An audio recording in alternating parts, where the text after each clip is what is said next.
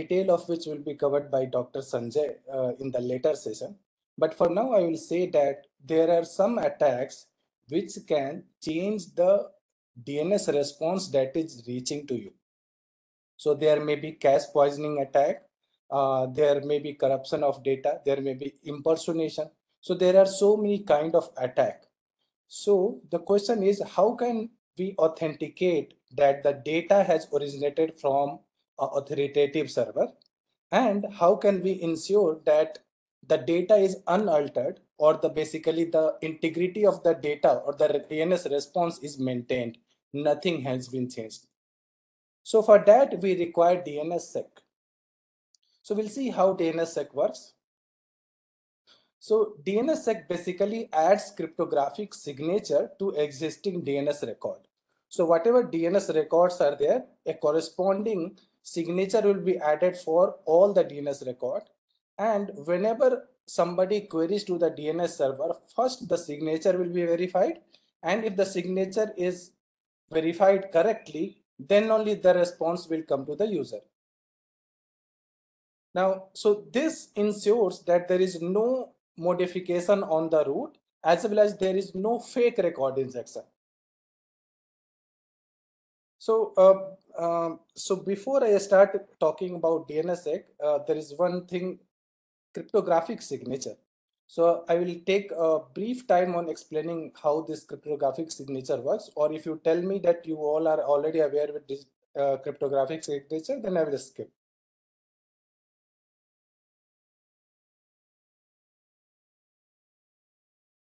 Okay, so no response, so I will continue. So we all sign a paper with handwriting. However, in the digital world, any scan copy can be copied and pasted. So there is a cryptographic mechanism to add a signature on a document. Now, to add a signature on the document, each user or each entity are given two keys. One is the private key, another one is the public key. So this is called public key cryptography.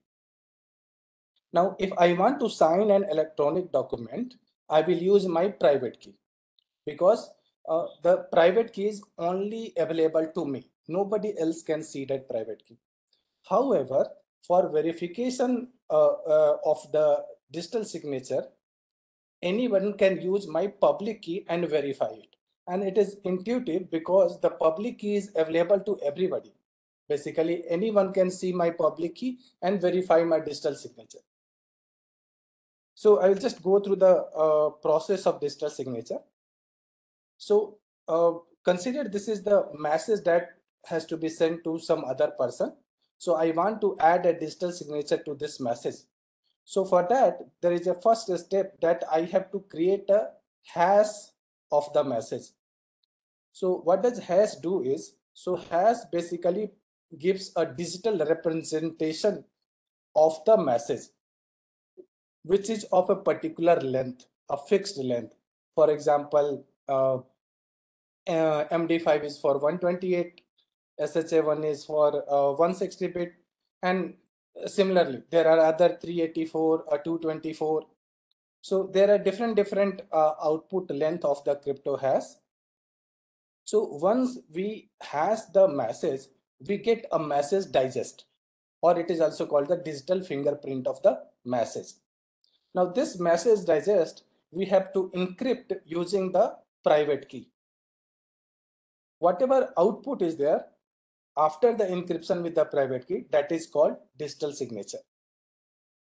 Once the digital signature has been generated, it is simply appended to the message, like we write signature at the end of the paper where the content is there. Similarly, this digital signature will also be added to the content, basically the message, and it can be sent to anyone. This document is digitally signed and it can be shared with anyone. Now in the verification part, it's just reverse. So I have already a message and I have a digital signature. So on the message, I will apply the crypto hash and I will get one message digest. And also the digital signature, I will decrypt with the public key and I will get another message digest. So you can see here in the last, how was digital signature created? So it was created by encrypting the message digest. So it means that if I decrypt this digital signature, I will get back the message digest. So same thing here.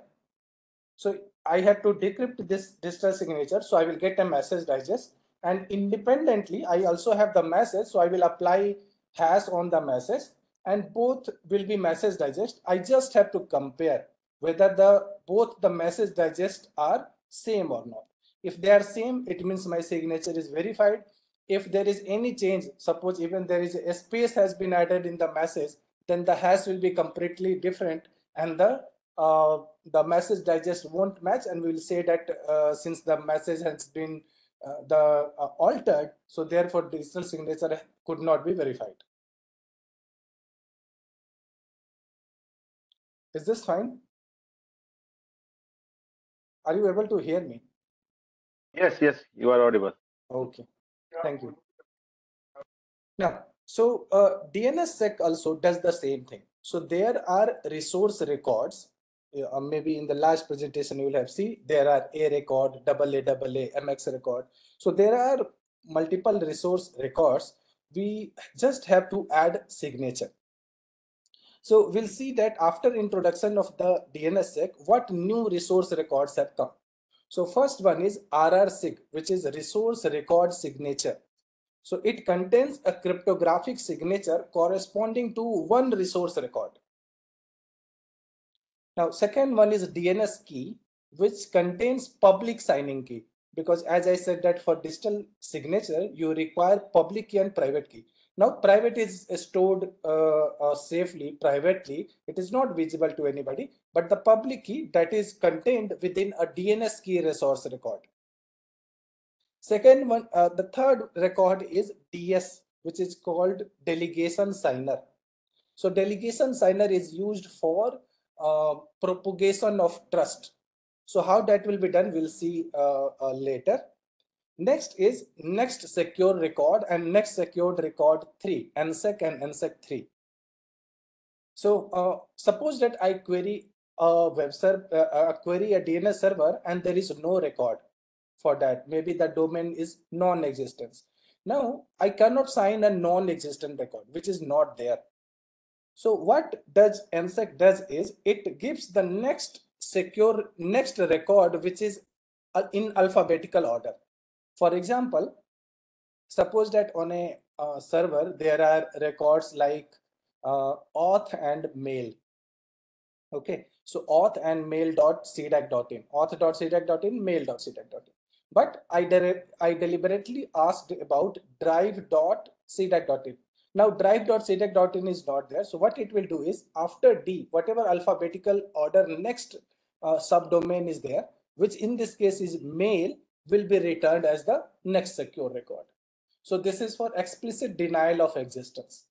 And last is CDNS key and CDS, which is basically child DNS key and child delegation signer. It is used for automatic delegation or automatic routing of the DS record to the parent. Why it is required, we will see later. So these are the new resource record. Now let us talk about what is RR set.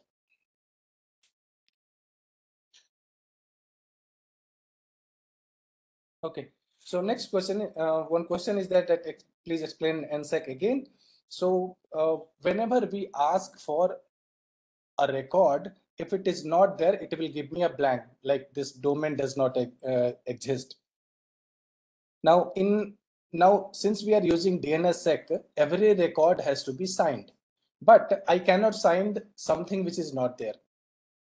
So therefore, what it does, it gives, whenever a domain does not exist, then it returns the next domain in the alphabetical order, which is present in the that zone file. So for example, if I ask for drive.c-dac.in, it is not there. So whatever next in the alphabetical order is there, suppose mail.c-dac.in is there. So that record it will sign and send it to me. So that is for denial of existence of a DNS record. Now next is RR set. So RR set is basically all the records with the same type on the same label. So what does it mean? So it means that suppose you would have seen that many websites, they have multiple A records.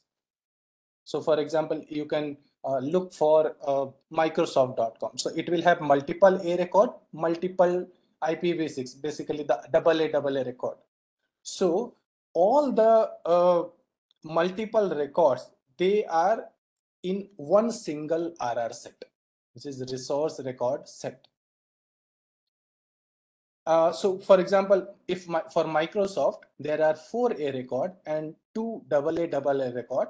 So the first 4A will make one resource record set, and another 2 for the AA will make another resource record set.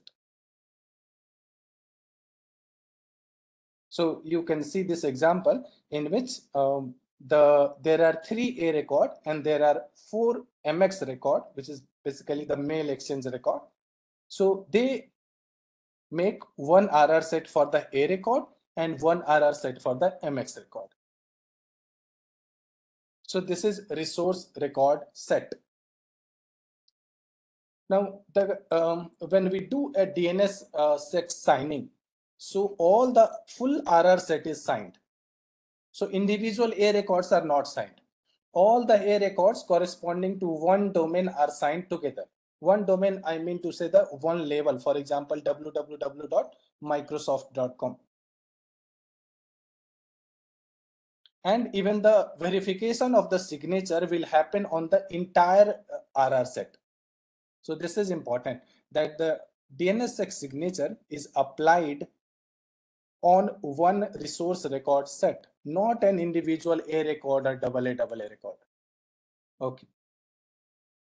So next part is that now we need to sign the records. So we need some keys, like I was talking that we need some public key, private key. So similarly, here there is this key set is called zone signing key.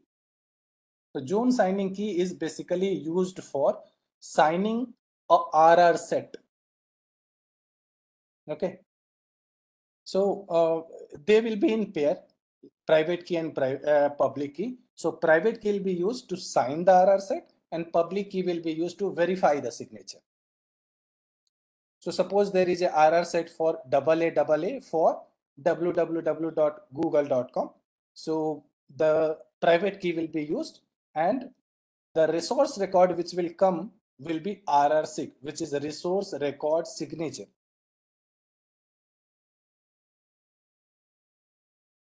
Now for verification part, what will happen is that there is a DNS resolver which will basically query the zone. It will get a RR set. It will also get a signature on the RR set. And finally, we need the public key for verifying the signature. So these 3 things should be there so that I can finally verify that whether the signature on the RR set is genuine or not, verified or not, valid or not. Okay. So earlier message also we had seen that we need the original message, we need the message digest, and we need the public key. Using the combination of all these 3, we can verify whether the signature on the message is valid or not. So same thing here also. We have a RR set, we have a RRSIG, which is the signature on that record, and we have a public ZSK, zone signing key. We will use all the 3 to validate whether the RR set is the signature on the RR set is valid or not. And if signature is valid, it means that the RR set is also valid. Now, the thing is that zone signing key, we can use it to validate all the records. But what if the zone signing key itself is compromised? Somehow it is known to other. Now, as an added layer of security, in DNSSEC, we have another signing key, which is called key signing key. So what does it do? So key signing key basically signs the DNS key. Okay. So it will basically create a resource record signature for DNS key. So how does it work? That zone signing key will sign the zone, and then that whatever DNS key is there for the zone signing key, that will be signed by the key signing key. So you can see here in the example that public zone signing key is there and public key signing key is there. So both will be considered as one RR set, because I had already told that for the same label, like for A record, all the A record will be treated as one RR set. So similarly here also, all the DNS key will be treated as a one RR set, and then that RR set will be signed using the private KSK. So after signing, because only private key is used for signing, so after signing, it will become a RR signature, RR sig on the DNS key.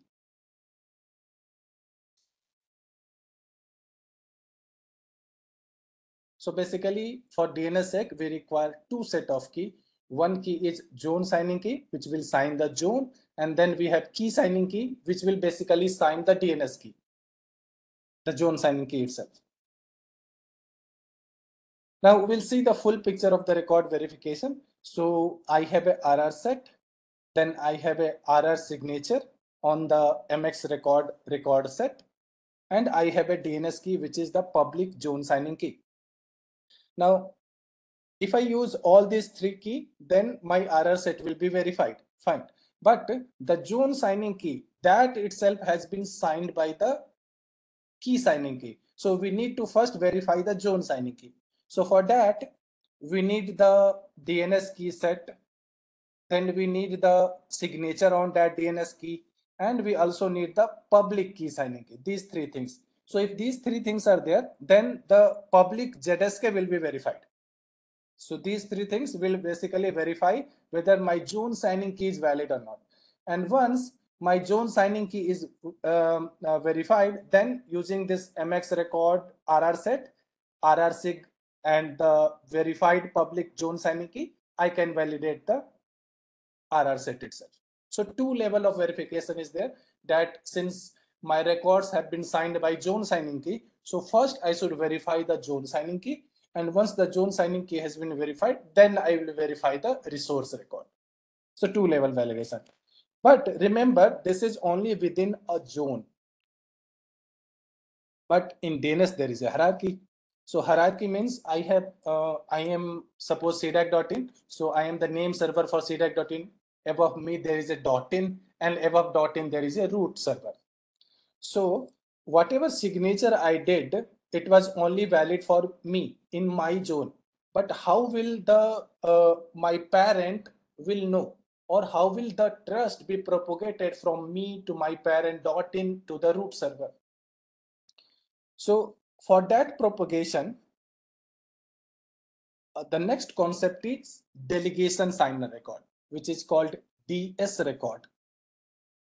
So this delegation signer record is basically we create a hash of the DNS key containing public key signing key, and then give it to our parent zone that this is my key, you take it, and whenever somebody comes for verification, you verify that yes, this is my key.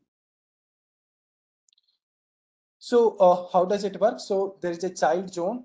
So child zone will take its own DNS key, which will be public KSK, hash it, and after hashing it becomes a DS record, hashed KSK, which will be inserted into the parent zone record. So after I complete the signature on my own records, then I have to create a DS record, and that DS record I have to send it to my parent zone, so that the trust will propagate to my parent .in. Similarly, .in will also create a signature for its zone, and after that it will also create a DS record, and that DS record it will send it to its own parent, which is the root server, root DNS server. So this is how the propagation goes.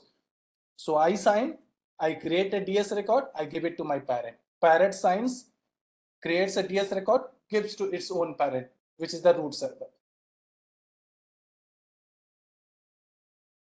Now, how can I verify the DS record? So for that, from the parent, I will get the DS record, which is basically the hashed KSK. And from the child zone, I will get the DNS key record. On the DNS key record, I will apply hash. That will also give me a hashed KSK. So if these both are same, if this both hashed KSK are same, it means that the trust from the child has propagated to the parent zone.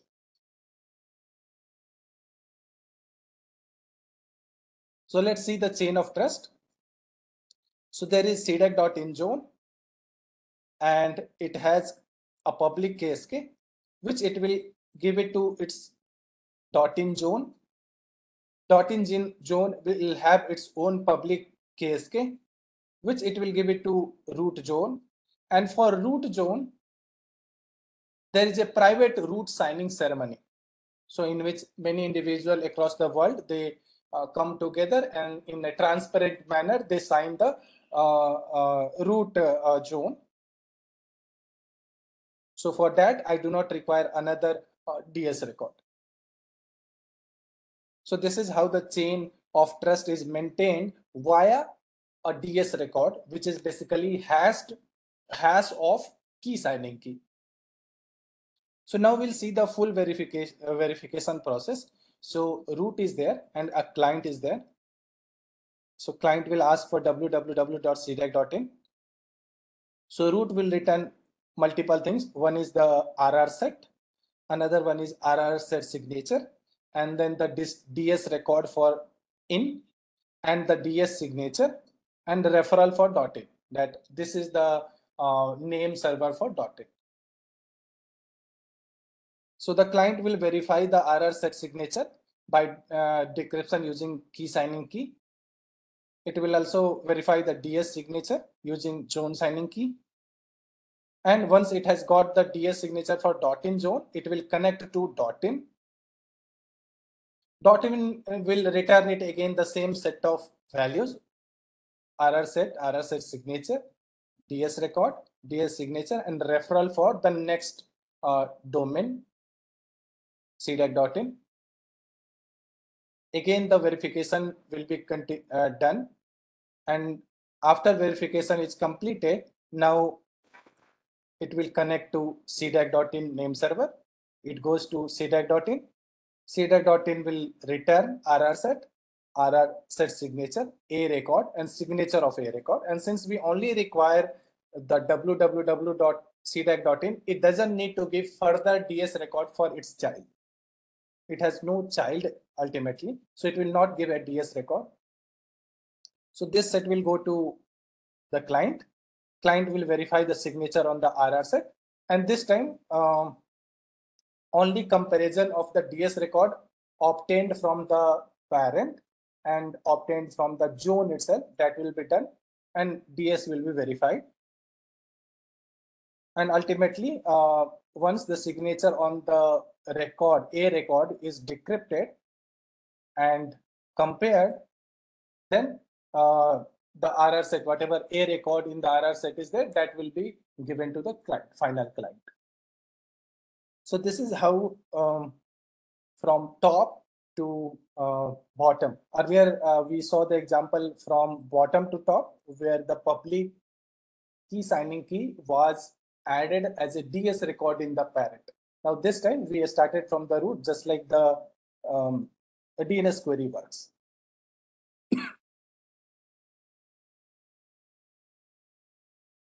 So NSEC record, we have already discussed that if any non-existent domain is there, so there will be empty answer. Then what should we sign? So for that, there is NSEC record, which is next secure record. So it gives the next domain which is there in the alphabetical order. So for example, here I have written A record for auth, drive, mail, and www are there. And suppose somebody requests for A record for SMTP. Now SMTP is not there, but it falls just before the www. So NSEC record containing www will be returned. In that way, the signature on the record can be verified. But there is a problem. So what is the problem is that it is prone to zone walking. Zone walking means I will give, so whenever I am asking about a non-existent record, it is giving me the next genuine record. So in that way, I will keep asking some or the other record, and it will give me all the subdomains which is there in that particular zone. So for example, I will ask about one dot, suppose one dot C-DAC.in. Now O is not there. So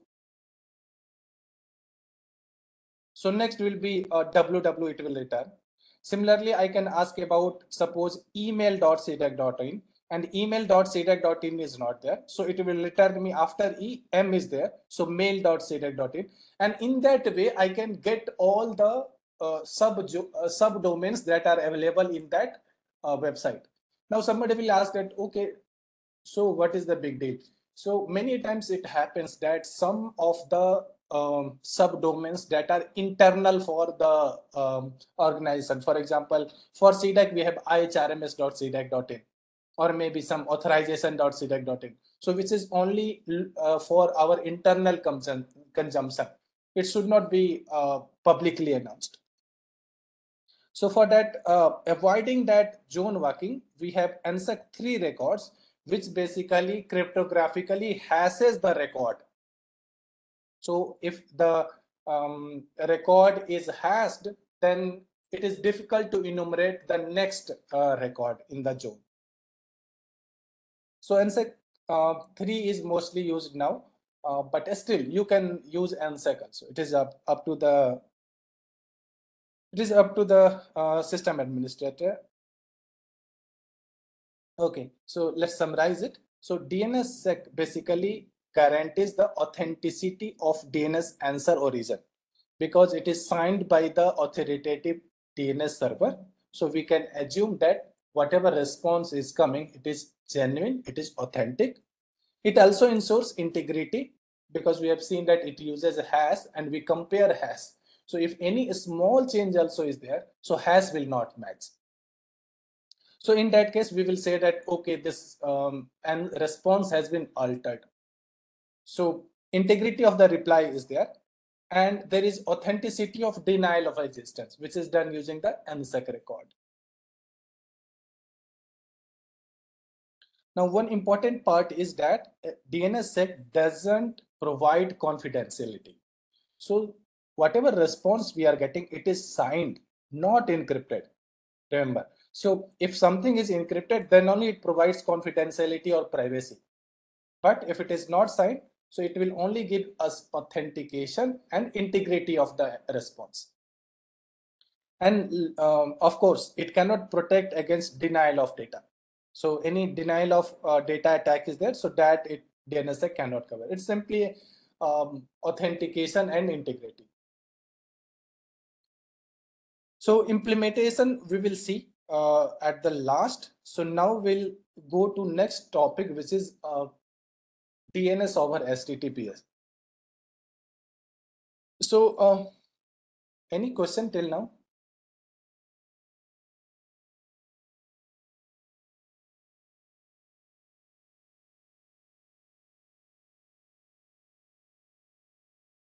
Okay, so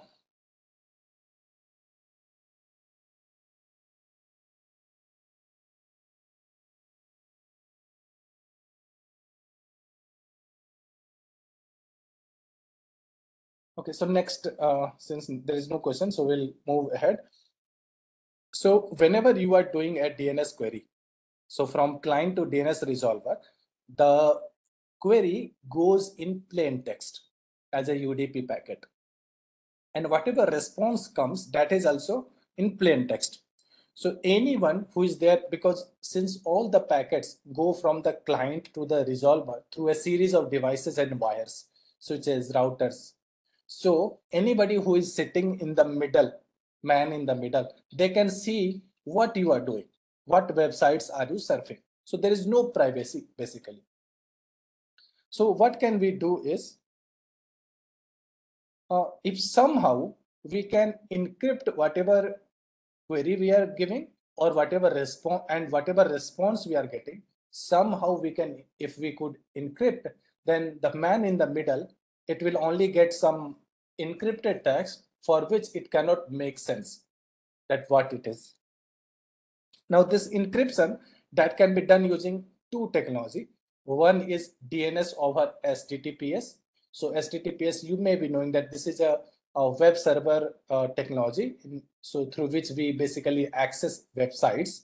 So here also we will set up a web server through which I can send my query and I will get the response.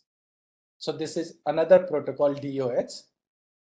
And next one is DNS over TLS, where we will encrypt the DNS query and response using TLS protocol.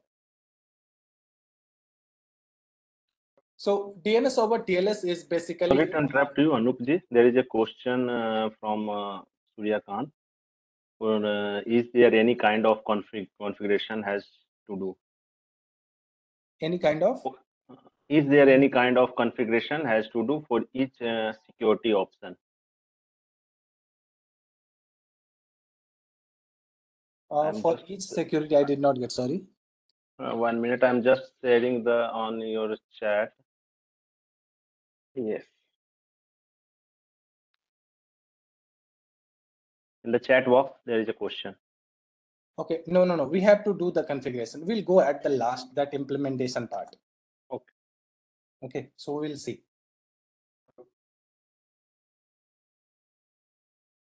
So DNS over TLS, basically it is in encryption on top of the UDP protocol, and it safeguards from the man in the middle. So they won't be able to know what websites are we surfing.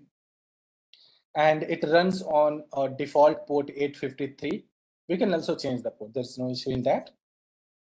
And nowadays it is supported from Android 9 plus, iOS 14 plus, and some packages are there which can enable in Windows and Linux also. DNS over HTTPS is basically the DNS queries are sent over HTTPS, and a web server will be there which will interact in the backend with the DNS resolver and give you the response again as a HTTPS response. So this works on port 443, the default port.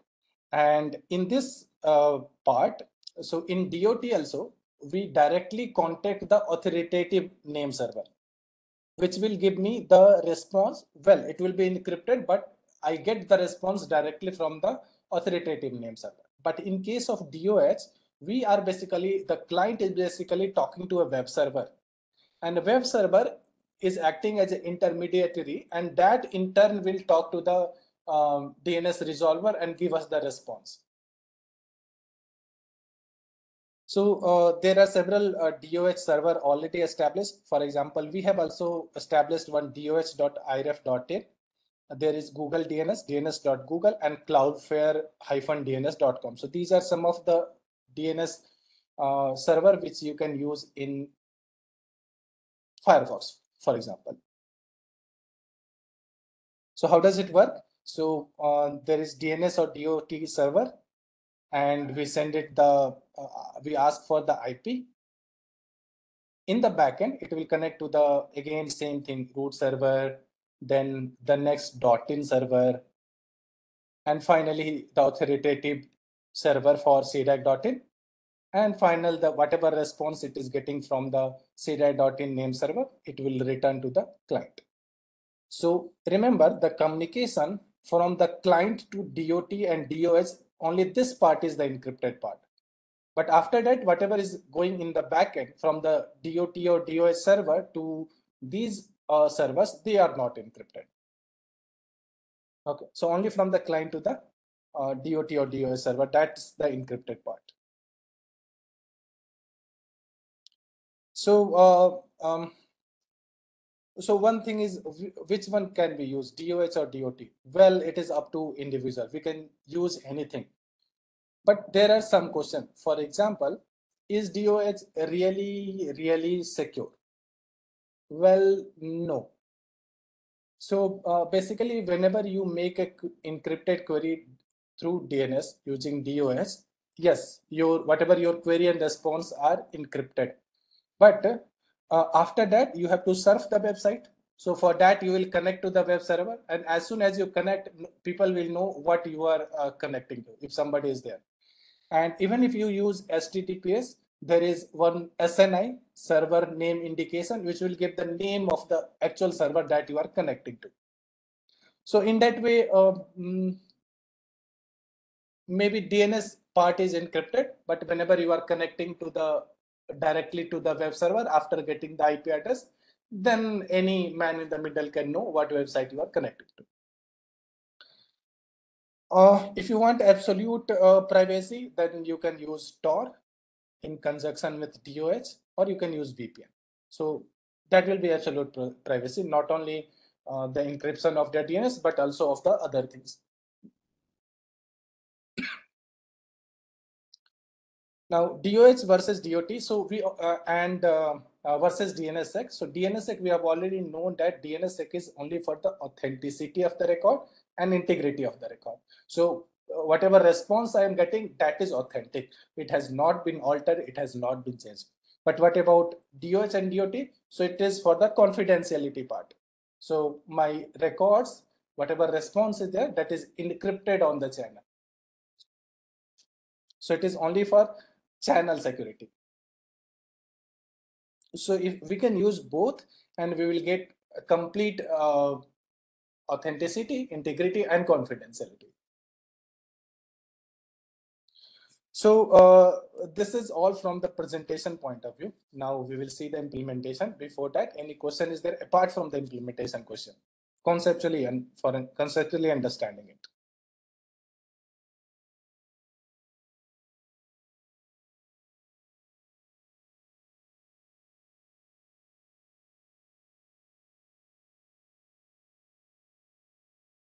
Okay, no, then I will just unshare and I will connect to my terminal. Configuration of DoH and DoT servers are different from normal DNS configuration. There's one question.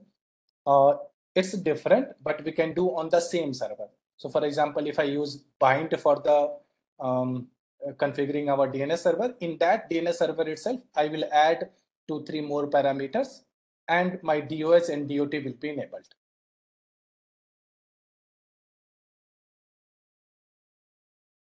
We'll see this. I will configure from the very basic. Any more question before we move to the implementation? Okay, so I think no. Then we'll move on to implementation part. So I'll share my terminal. I will stop this and share my terminal.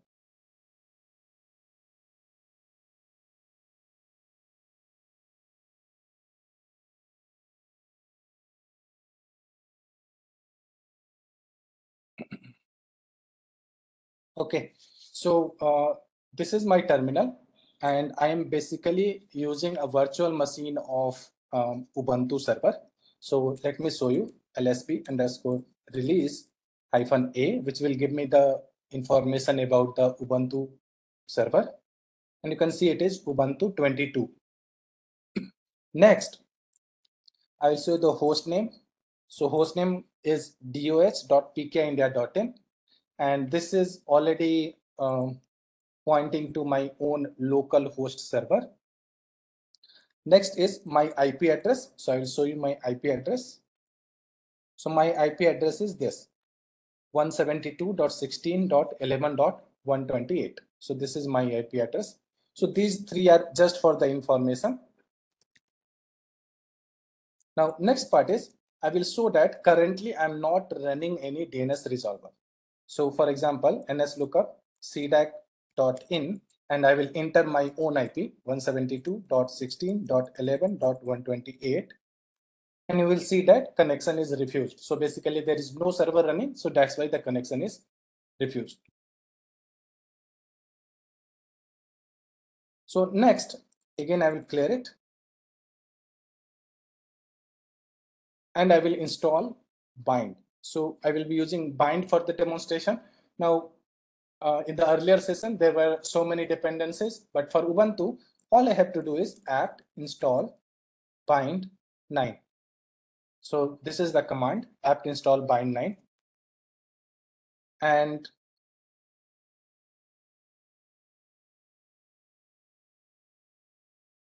installation is done. That's all. So just one command, apt install bind 9, and the bind 9 is installed. Now, to check whether the my server is working or not, I will run again the same NS lookup that I did earlier.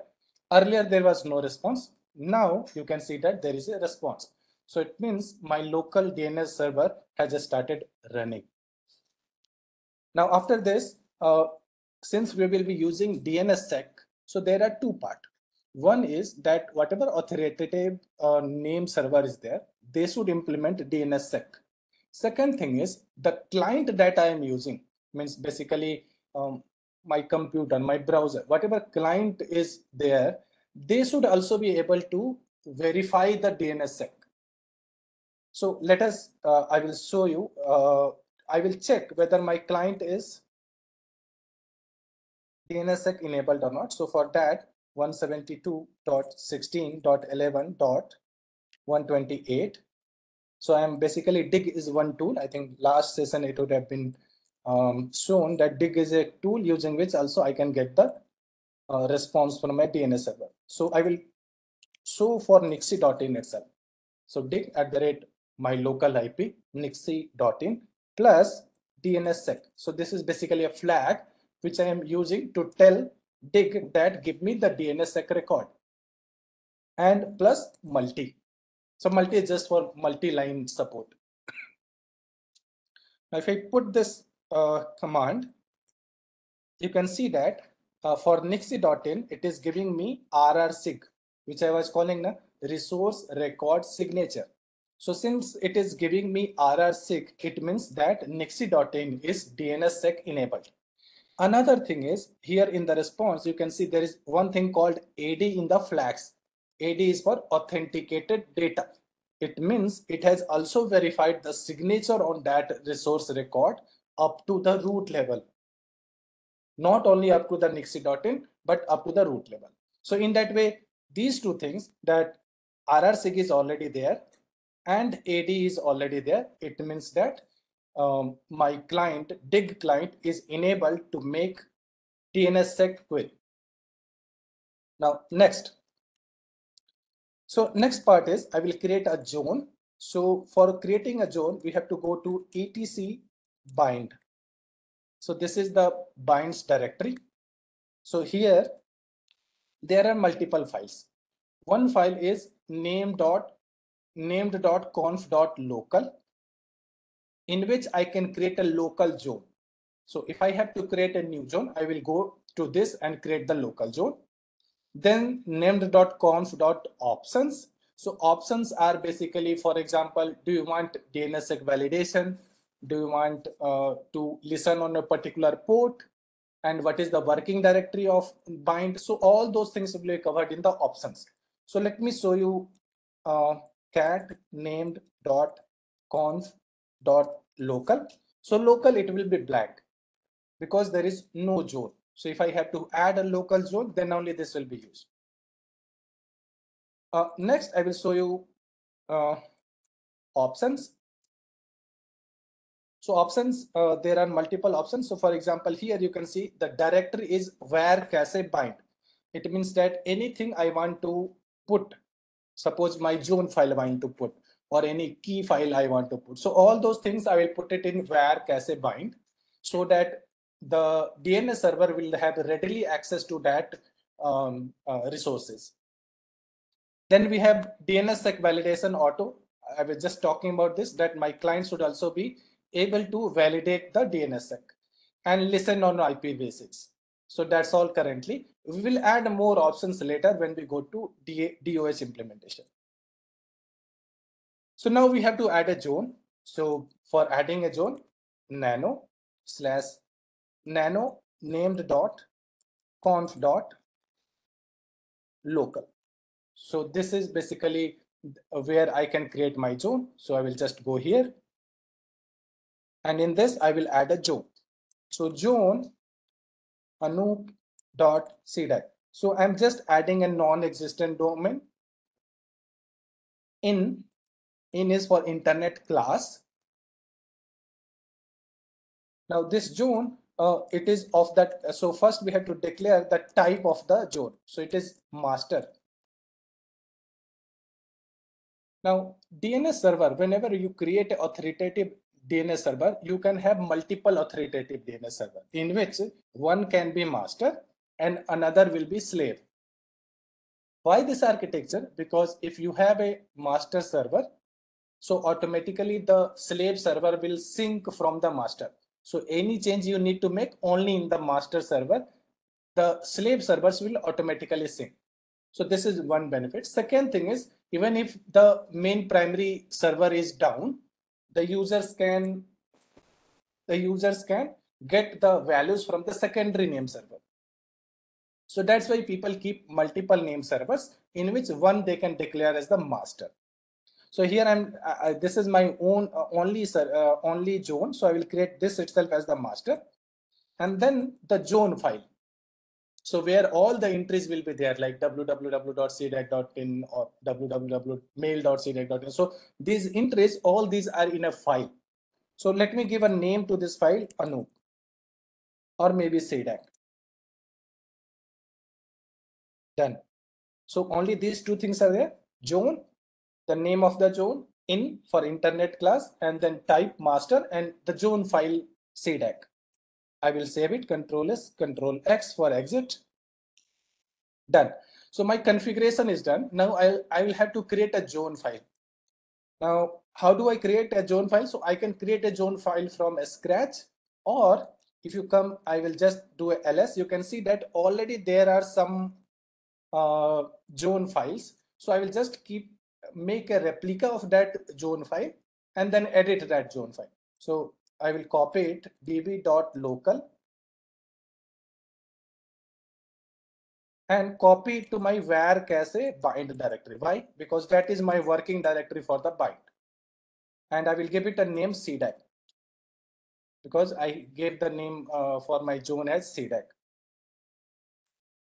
Done. Now I will open this. So nano/var cache bind and C-DAC. So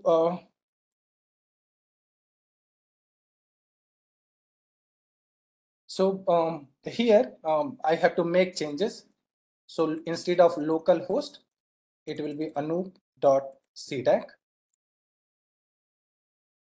Similarly, this is the administrator of this domain. So again, it will be Anoop.cdac. Next, I will come here and replace it with @ @ means same server. So my name server is this server only. For this, I will give the IP address, which is 172.16.11.128, and some IPv6 address. I will remove unnecessary things. I will add one more, www in a, and suppose 1.2.3.4. So this is my IP address. I will save it. So this is my zone file. Save it, exit, and two things first we will check. First, so there are two commands. One is named check conf, which is for checking the configuration. So there is no error. It means that my configuration is fine. Second one is named check zone. And what is the zone that I want to check? So my zone is Anoop.cdac. And where is the zone file? So zone file is in var cache bind cdac. So check zone, named check zone, it takes two parameters. One is the name of the zone and another one is the location of the zone file. So you can see that zone loaded serial number 2 and OK. So it means my configuration is also correct and my zone file is also correct. So now I will restart my server. So for restarting, there are two ways. One is I can say systemctl restart bind 9.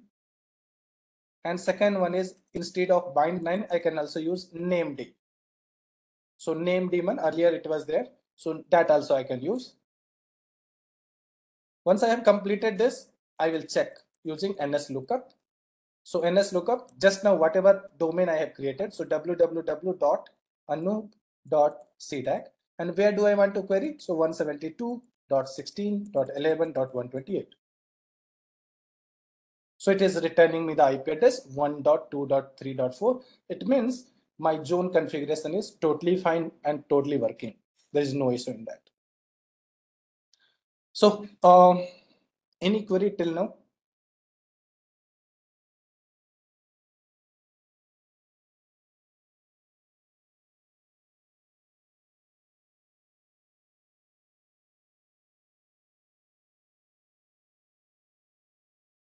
Okay, so since no query, then next part is, since we have already talked about this, we have already configured the zone. So let us implement the DNS sec.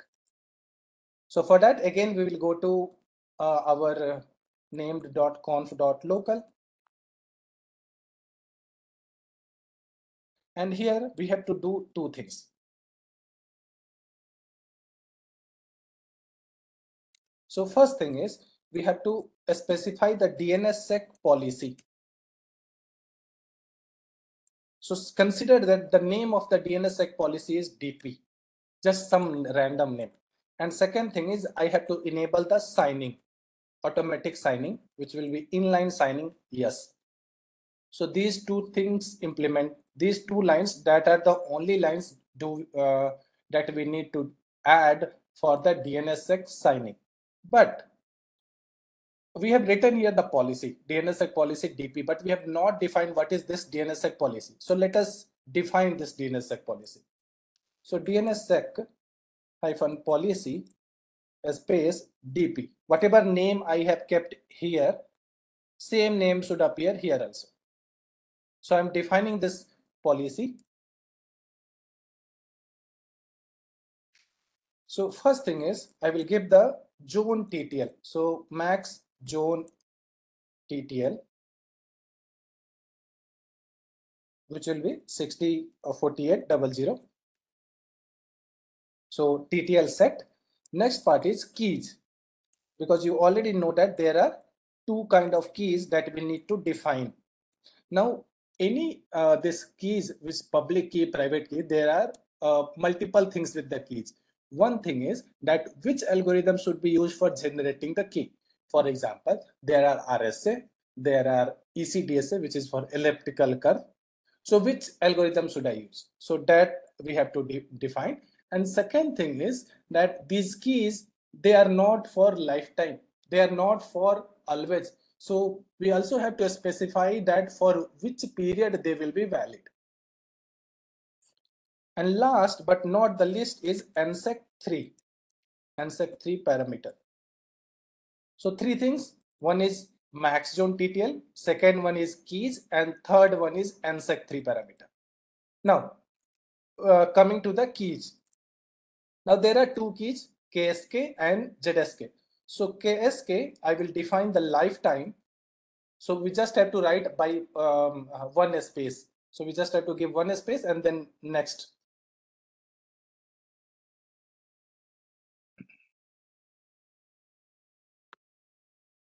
So KSK lifetime is unlimited for the KSK, and then algorithm. So algorithm ECDSA 256. So this is for the key signing key, and similarly zone signing key lifetime. Lifetime, this time I will define for 60 days. So capital P 60D, it is basically the ISO format for defining a date, time, or a period. So capital P is for period and 60 days. And algorithm ECDSA 256. So we'll save it. So this is our DNSSEC policy. So in this policy, I have taken care of three things. One is the zone TTL, another one is the keys, and keys contain two things. One is key signing key, another one is zone signing key. And then I also have asked it to use NSEC 3. Then in the zone file, I have given the which policy I will be using. So DNSSEC-Policy DP and inline signing, yes. So it will start automatic signing of the domain. So we'll save it, go out, and first thing, named check conf, whether my configuration file is correct or not. So there is no error. Then I will restart. So CTL restart named done. Now I will check whether DNSSEC is enabled or not. So for that, again, dig @172.16.11.128. And what is my server? So www.anoop.C-DAC. So for this domain name, I am querying and plus DNSSEC plus multi-line. So now you can see that for www.anoop.C-DAC, it has returned a resource record signature. So it means that this zone is DNSSEC enabled. So I'm getting a RR signature. But what about the flag AD? So AD is not there. Why? Because for AD, I need to have a actual domain and I have to put my DS record in my parent, which I have not done yet. So for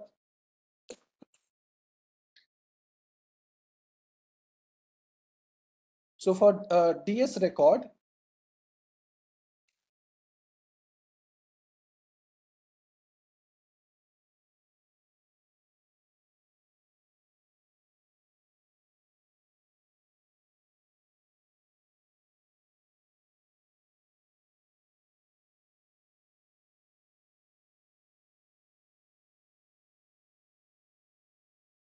just 1 minute.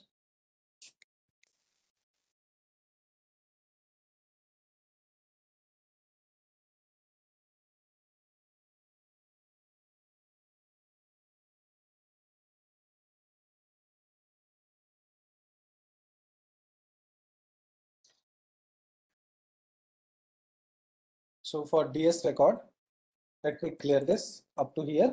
We have already seen. So dig @172.16.11.128. Now DNS, 1 minute. So DNS, I am opting for DNS key for this domain Anoop.C-DAC pipe DNSSEC-DS from key -f Anoop.C-DAC. So this is the command using which first I'm obtaining the DNS key, and from that DNS key I'm creating the DS record using the command DNSSEC-DS from key. So this gives me the DS record. So this DS record, I have to give it to my parent zone. For example, in my case, C-DAC dot C-DAC will be my parent zone. So dot C-DAC I will give it for publishing this DS record in their zone file. So this was DNSSEC implementation. Too easy. We just have to define the DNSSEC policy. And once we have defined the DNSSEC policy in the zone file, we have to give we have to define this DNSSEC policy.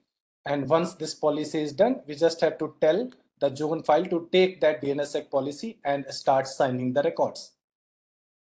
Now, earlier what used to happen is that whatever signed records were there, they used to be written in the same zone file.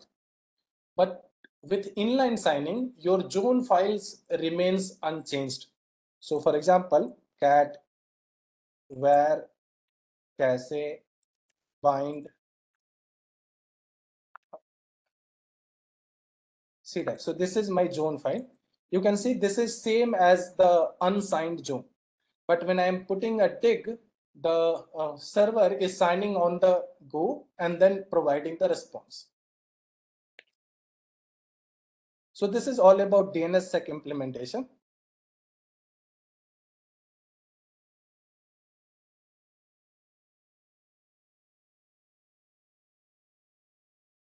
Okay, so one question is there, no configuration is needed for the host file, no.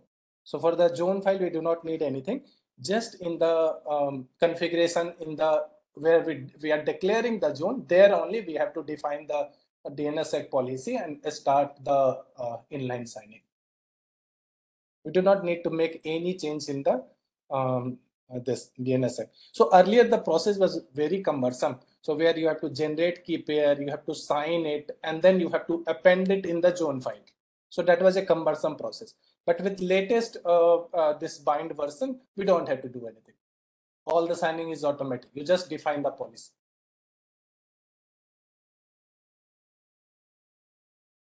So this is done. Then we'll move on to DoH and DoT.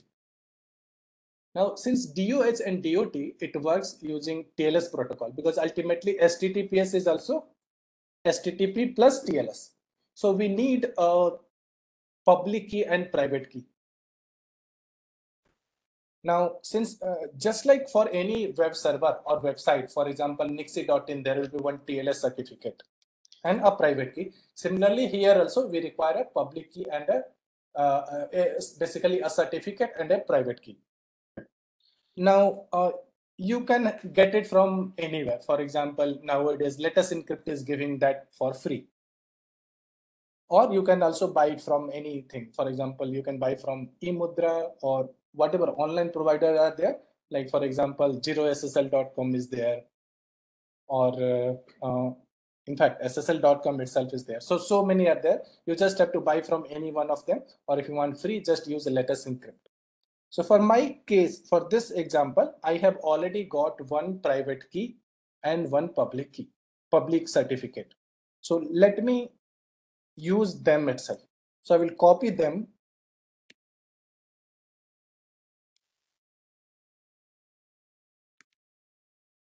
to my where cache bind because that is my working directory. So basically I am copying that to my this working directory. So in the document folder, my keys are there. So now we can ls/where cache bind. So here you can see that there are two files. One is fullchain.pem, which is basically the certificate file, and another one is private.pem, which is for the private key. One additional step, I will change the ownership of these two files. So change owner bind:bind /where cache bind *.pem. Since bind will be accessing these files, so I have changed the ownership to bind. Next. Okay, so next is we will open the options file. So nano named .conf.options. So options, there are so many things. Let me delete these comments. Whatever double slash is there, it is comment. So I will remove it.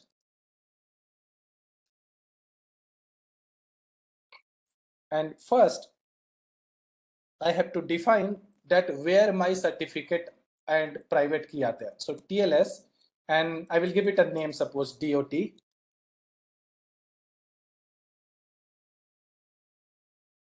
Semicolon. And in this, I will define two things. One is key file, and key file will be private.pem. And second one is cert file, which is full chain.pem. So these two certificates I have got from Let Us Encrypt. So these two I will declare that for the TLS, the key file is private.pem and the cert file is full chain.pem. Okay, so question is how can you show that how to make these files? Now for making these files, basically you have to go to Let Us Encrypt. Let me stop and I will open my browser and show you.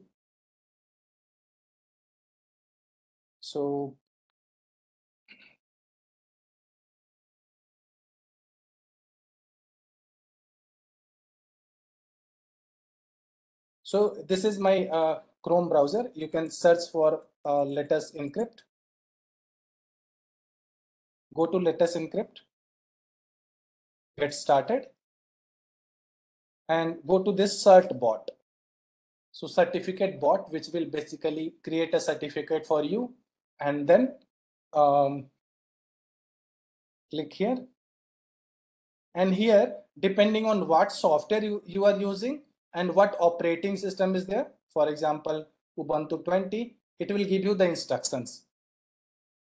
So just follow those instructions and you can create the certificate. So another way is you can use OpenSSL on your own system, but that will be a self-signed. So self-signed is not valid. Okay, so that's why we do not use a self-signed SSL certificate, but for practice purpose, you can always use that self-signed certificate.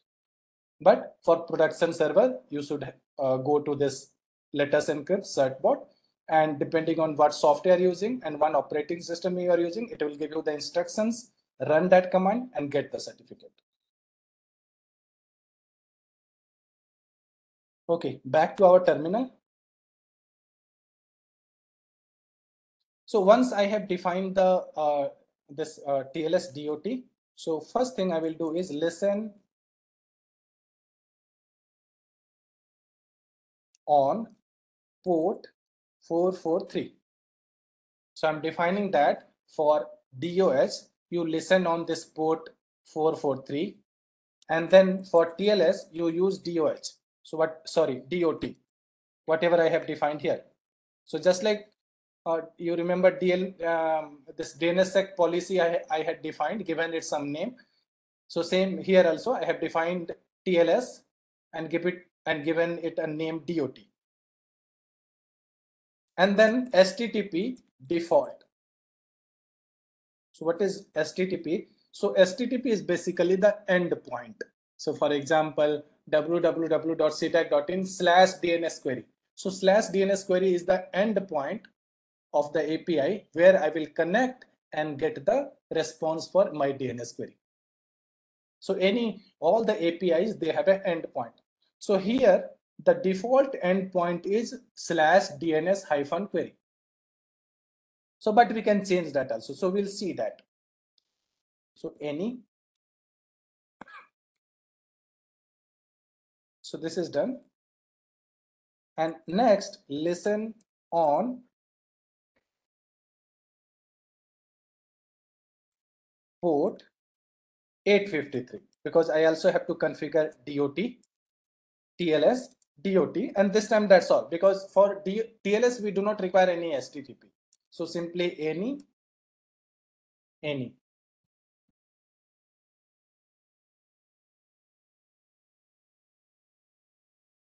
So we have to define the key file and the certificate file where they are, and then we have to listen on those ports 443 and 853.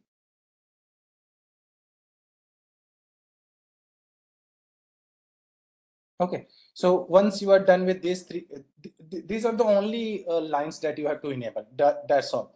So Control S and Control X, and then we will restart. We'll restart the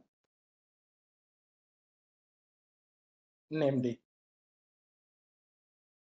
So once you have restarted, now we have to check whether my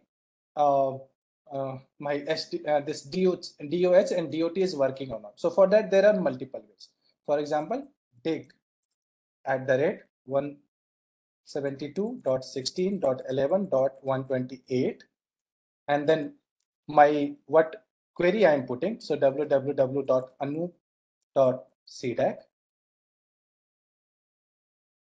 plus, so here I can put HTTPS and plus multi-line, or I can remove multi-line. It's okay.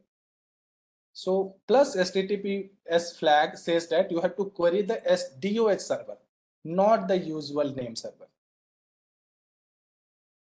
So you can see that it has given me the response in the answer section.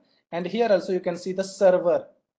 Can you see here? The server is HTTPS and connection is made on the 443. So it means that my DOH is working.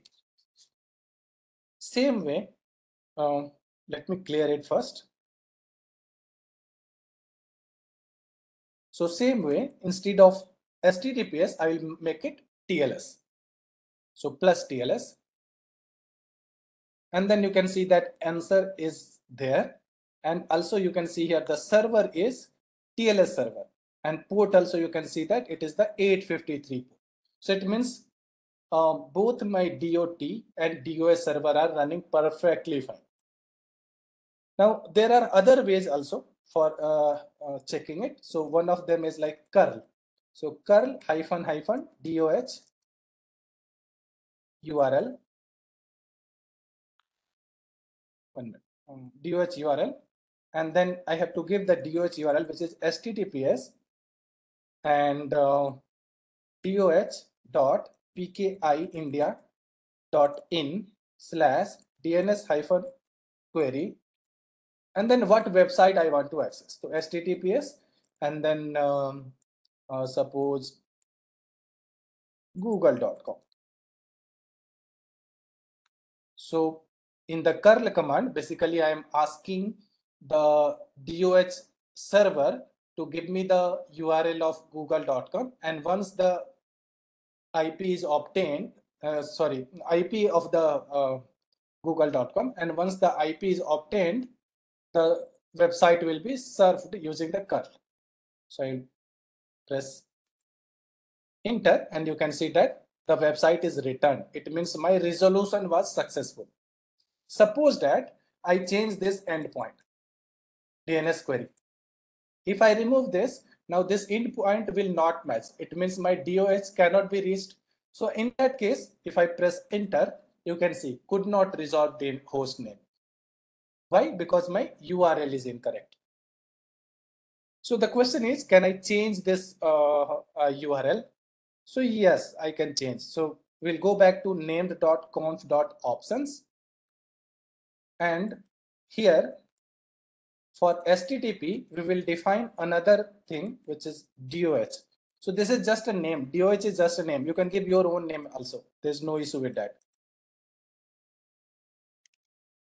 And here I will put endpoints. And in this, I will say, for example, my endpoint is only / no /DNS-query. And then I will close it. And here, instead of default, let me comment it and copy it. So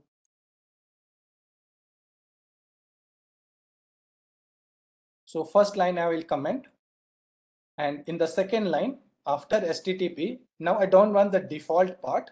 What I want is my own DOH.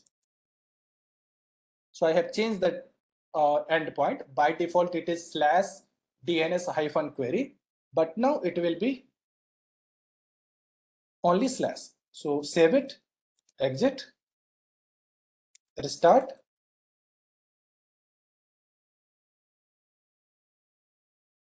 And then curl. So the same curl, now it's removed DNS-query and run it. And you can see that this time it is not saying that could not resolve. Same thing with dig. So dig, if I go to dig plus HTTPS, now by default, when I put plus HTTPS, so it gives me from /DNS query. But since I have changed it, so I will have to tell what is the new endpoint. So I write it by plus HTTPS equal to /. And then let me add one more thing, DNSSEC. Anyway, we have also enabled DNSSEC. So let us see both, that how can I get DNSSEC response from the HTTPS server. So press enter, and you can see that I have got the RRSIG, and also I have got the response from the HTTPS. Okay, so that's all from my side in the implementation part. Any query is most welcome. I think one of the query was that how can we do the reverse zone? So basically it's the same thing. You have to create a declare a zone, the reverse zone in, and then type master and file name some file. Now if you see, just like db.local was for forward zone, db.255, this is for the reverse zone. So you can copy this db.255 for the reverse zone. Let me show you the content of this. Cat db.255.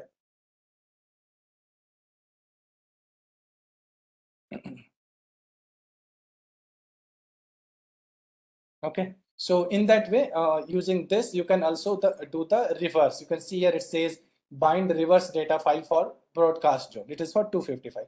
There is this is for 127 local also. So you can see here at the bottom, you can see the PTR record. So same way, you can also create your own zone. Now, practically, if we see, when we get some IP address from a service provider, say like BSNL or PGCIL, then they maintain the PTR record. So whenever you create a zone on their IP address, you can ask them to create a corresponding PTR record if you are hosting yourself.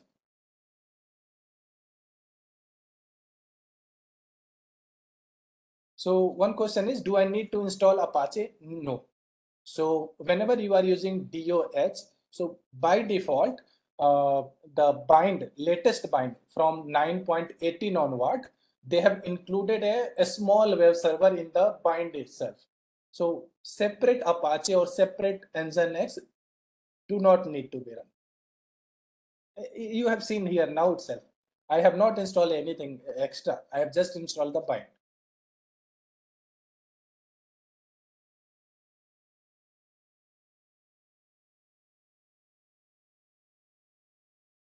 Okay, so configuration file for the DoH, I will again show. So nano named.conf.options. So in that, first one is this TLS DoT, where I am defining the key file and the certificate file, because any website, for TLS, it requires a private key and a certificate file. So that I have defined. And second one is basically for defining the endpoint. If you want the default endpoint, you can always use this line, HTTP and default. But if you want your own endpoint, then you have to use your own endpoint, like I have defined here /. Now there are only two configurations. One is listen on port 443. Then I am saying that for TLS, you use this certificate. What certificate? Which is defined on DoT. 1 minute.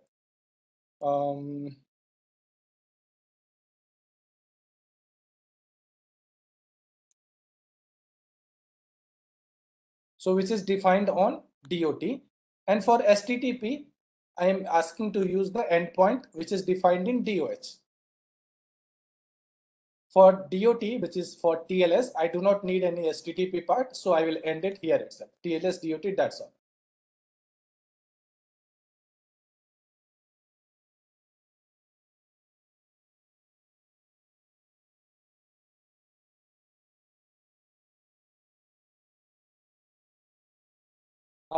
So question is, other than these, any other security option exists, or these are enough for production server? Well, there are multiple things. Fine. So for example, when you are creating master and slave, so you have to define who can take the update. And then will those update also be signed? So there are transaction signatures also. Then there are other considerations in DNS. When we will go through the attack in the last session, then you will see that there are multiple attacks. For one of the example is reflection attack. Currently, rarely there are any secure solution for that. Then there are DNS tunneling attack. There are some research solutions, but they are limited to research. So these are not enough for all the attacks, but they are enough for authentication, integrity, and the confidentiality part. That's all.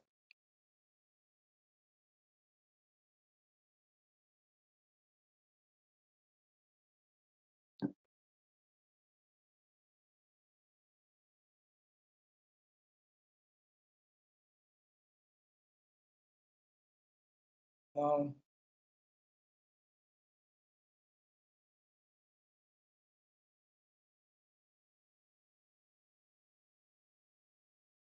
any more questions?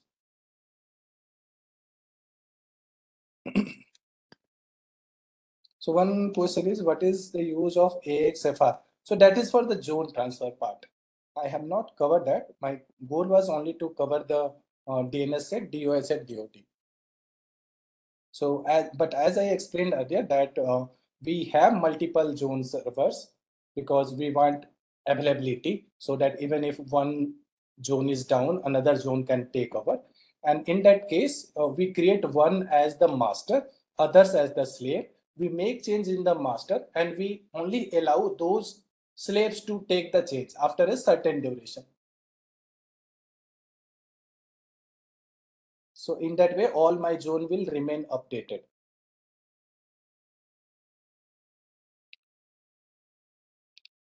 Now, practically there are, like here we are showing you the implementation on bind, but there are multiple dedicated appliance. For example, we have one dedicated appliance from F5, which is only for DNS and DNS security. So it implements everything in that box itself from the security part. In fact, they have a firewall also, and they also have some sort of denial of service attack, but that may not be sufficient.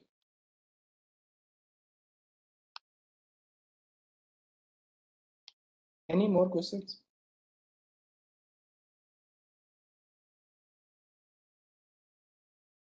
Okay, so then that's the conclusion of my session. Thank you all. So one question is, in case master goes down, slave servers will work? Yes, they work for certain period. So you have to define for how long they will work. After that, their data will be invalidated. So the master has to come up.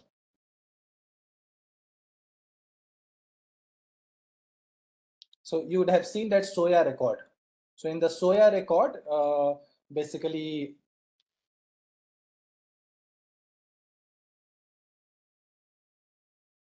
in the SOA record, you can have defined that at what after what duration the slave has to recheck.